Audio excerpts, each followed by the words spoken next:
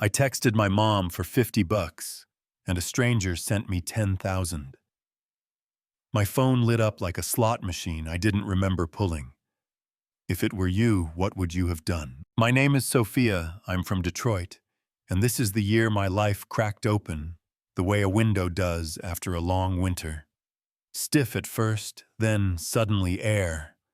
It started with a pink eviction notice sitting on my kitchen table like it owned the place, rain needling the cracked window, my 6-year-old whispering from the bedroom.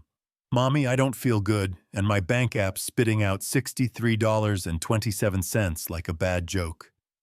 Second job cut my hours. The car died in front of the grocery store.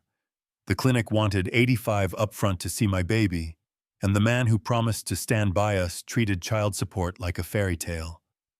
You know what I mean? So I did the thing I hate most. I typed a message to my mom with those words that taste like metal on the tongue. Mom, I'm so sorry. Can you send $50 for Amara's medicine? I'll pay you back Friday, I promise.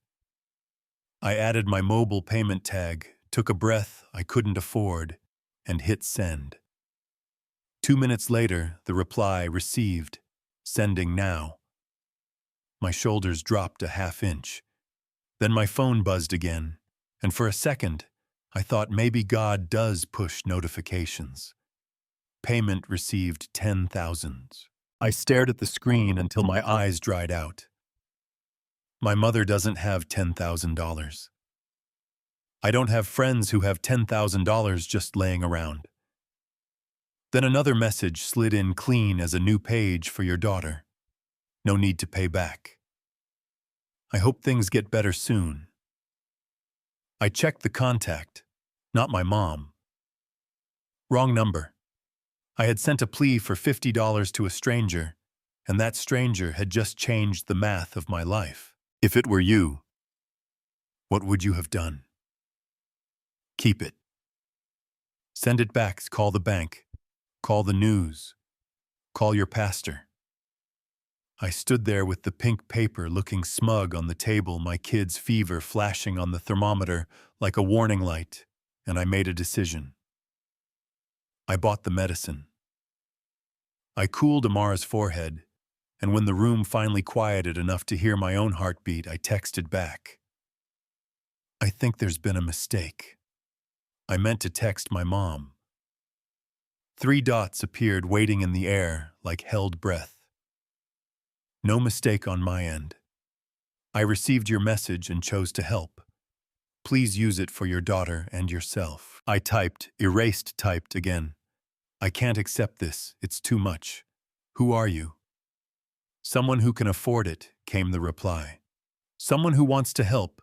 Please don't refuse. Your message said your daughter needs medicine. Get it for her. I put the phone face down and let my ribcage unclench.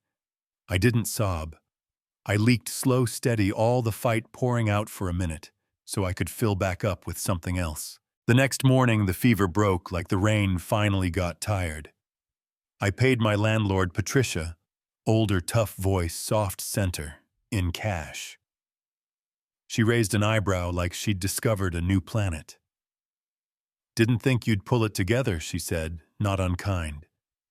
Glad you did. Your little one needs stability. I nodded with that quiet smile moms do when we learn to be polite to people who don't know how close to the cliff we've been. I fixed the car, stocked our tiny fridge with actual groceries instead of canned soup, and bought Amara a pair of shoes that didn't hurt her toes. That night I texted the stranger. I don't know your name, but thank you. You didn't just cover bills. You gave me time to breathe.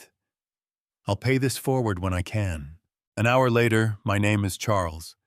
You don't owe me anything except to keep being the strong mother you clearly are. If you ever want to talk, I'm here. Sometimes we all need a friend. I know what you're thinking. Nobody does that.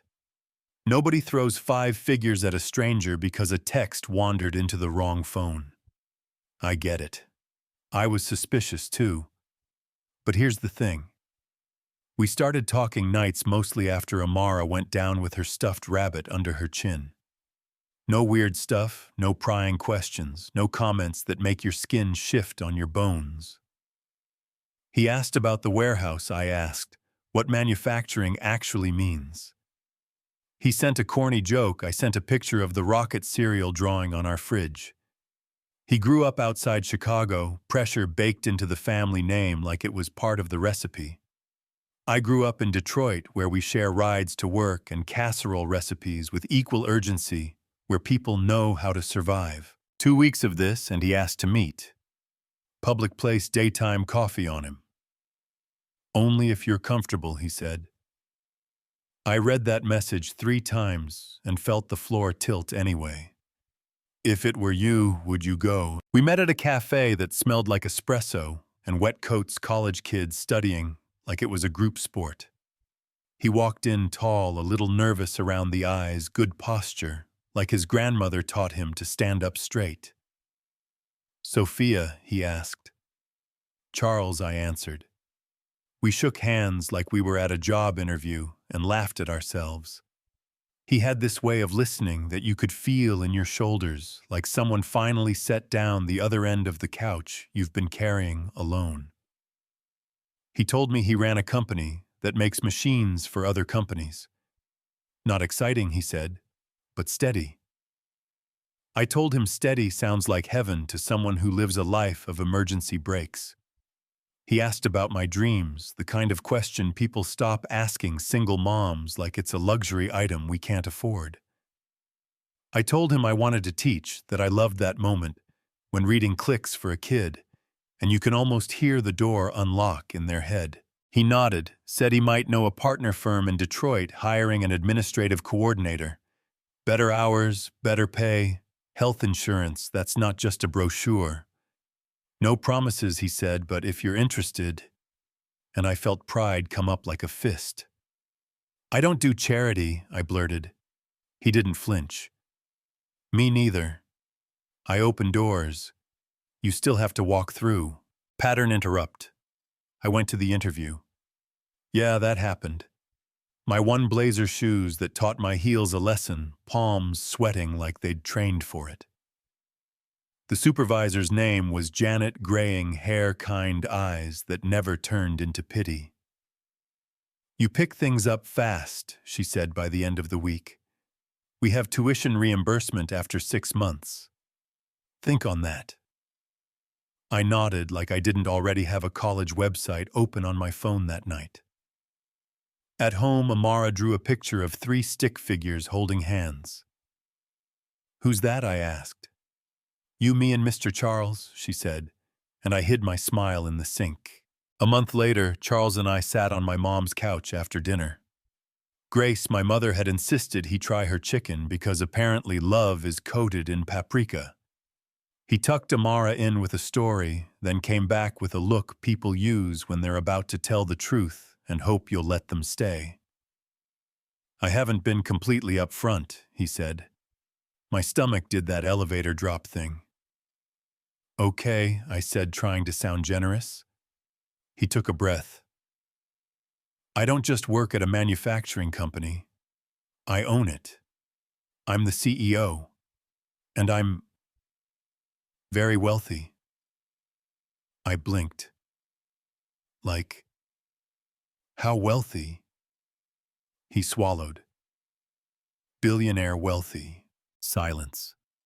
The TV hummed. A car went by. Somewhere down the block, a dog declared war on a squirrel. Inside my head, everything reorganized itself. In Detroit, we don't meet billionaires. We meet guys at the corner store who call themselves kings of the block. I stood up, walked to the window, came back. Why didn't you tell me? I asked, my voice doing that sharp thing that gets me in trouble. Because the second people know, they stop seeing me, he said. They see a wallet. With you, I got to be just Charles. I won't lie, I needed a minute. Maybe more. I thought about the pink paper, the car, the groceries. I thought about how he laughs with my mother, sits on the floor to play with my kid, how he asks what I think before he tells me what he thinks. Okay, I said finally. I wish you'd told me sooner. But from now on, honesty. All of it. He nodded like a man being handed oxygen. Deal, he said. Then he laughed, relief shaking loose. You're not running. Not tonight, I said. Come Friday, we'll see. Stick around because what happened next will blow your mind. A week later, a woman found me in the parking lot outside work. Tall, everything designer perfume like a press release. Sophia. She asked, already knowing the answer. I'm Rebecca, Charles's fiancée. I felt the world tilt. Ex-fiancée, I said. Her smile was a scalpel. Is that what he told you? Convenient. She took one step closer enough for me to smell money and a winter in the Hamptons. Men like Charles help people like you, she said. Charity cases make him feel good, but they marry in their own world. Her eyes went up and down my thrifted coat. You understand. Do you think that's fair? The way people decide your place and then push you to stay there. I told her to leave. She didn't. She filed a complaint with my supervisor implying I slept my way into the job. I got suspended with pay while HR looked into it, which is corporate forgo, sit in the dark with your thoughts. Reporters started calling my cell like I'd applied to be a scandal. An article landed online, CEO's girlfriend accused of stealing trade secrets. They dug up my eviction notice from months before, stuck it next to my face like a character flaw. And that night I sat with Charles and told him everything. And I watched something harden in his eyes. Not anger at me, not even at her, just a line finally drawn. He called his CFO Nathan, a tall guy whose laugh hides a calculator brain. We've had concerns, Nathan said when he came by with a laptop and a folder thick enough to be a doorstop. About Rebecca, about her father Harrison. He's a major shareholder. He likes to throw weight he didn't earn. Days went by with Charles and Nathan living in spreadsheets, and me living in the kind of quiet that hums inside your chest. Then Nathan looked up at my kitchen table like he'd found the last piece of a 1,000-piece puzzle. She's been embezzling, he said. 2.3 million over 18 months. Small bites hidden in fake invoices tied to her father's companies. He slid proof across the table. Wire transfers, emails, shellcore with names that sound like beach houses. And Harrison approved more than a few. Twist. The accusations about me were smoke meant to hide a much bigger fire. She wasn't just trying to win back the man. She was trying to bury the evidence. The board meeting felt like a movie I didn't audition for. Long glass walls, a table that could seat a small wedding faces that looked expensive. Harrison started first voice-polished smile for show. This relationship is a distraction, he said. End it, or we pull our investment and the board will act. He called Charles' son with a familiarity that wasn't earned. Charles let the man finish, then clicked a pen once and spoke like a calm storm. I have a better proposal, he said. You and your daughter resign from any association with Montgomery Industries, return the funds you stole, and we won't press charges. Silence. The kind you can feel in your teeth. Nathan passed out packets like communion, except this table was about to learn the gospel of receipts. Bank statements, emails, signatures, offshore trails, all of it. Absurd, Harrison said, but the swagger had a crack in it. A woman at the end, Margaret sharp eyes, no nonsense, said, Mr. Burke, this is not a negotiation. It's mercy. The vote was clean. They were out, money returned, but it didn't stop there. Nathan turned the documents over to federal agents because sometimes doing the right thing means telling someone with a badge that you found a body. Not literal, but you get me. The indictments came weeks later. Wire fraud, money laundering, tax evasion. Rebecca called me from a blocked number to apologize, voice smaller than her heels had made her look. I accepted the words, not the past. There's a difference. We needed air, so we drove to the river, walked where the city softens and the water holds your secrets a little while. The next weekend, he took me to dinner, hands shaking like he was cold. He stood up before dessert, and then he knelt like the world went quiet for a second. Sophia, he said a year ago, you asked your mom for $50, and somehow your message found me. You showed me what strength looks like, what family feels like, what matters beyond meetings and numbers. I don't want a life where you're not in it. Will you marry me? I said yes so fast. The waiter almost dropped the tray. Later, he told me he asked Amara first. She said yes with a condition. Bedtime stories continue, and we discuss getting a dog. He promised sincerely, like a man who knows his future, just negotiated terms with a first grader. We kept the wedding small. Garden behind a community center, my mother crying like it's her job, Nathan roasting Charles in a toast that made him blush. Charles's father Richard trying on warmth like a coat he forgot he owned. Amara scattered petals with the focus of a surgeon, then wedged herself between us during photos, like our family had always been waiting for her to make it official. We signed papers, ate cake, danced slow. Peace arrived right on time. Now here's the part the movies fade to black and skip. Life still costs energy. I went back to work, enrolled in classes, took advantage of tuition. Reimbursement, studied after Amara fell asleep. Woke up with textbook lines creased on my cheek. 6 months later, I got the call. A third-grade position opened at Amara's school. I cried in the principal's office, then called Charles, who whooped so loud I had to hold the phone away. We found a small house 10 minutes from my mom. Charles insisted both our names go on the deed. We're building something together, he said, not running a tab. We adopted a rescue puppy and named him Charlie because we're those people now. Yeah, that happened. On Thanksgiving, our table looks like the city. Mixed, loud, tender. Grace tells the story about my dad burning the rolls like it's scripture. Nathan shows up with who he's dating and gets teased at a ratio of 3:1. Patricia, my old landlord, brings a pie and a smile that doesn't hide anymore. We go around the table and say what we're grateful for.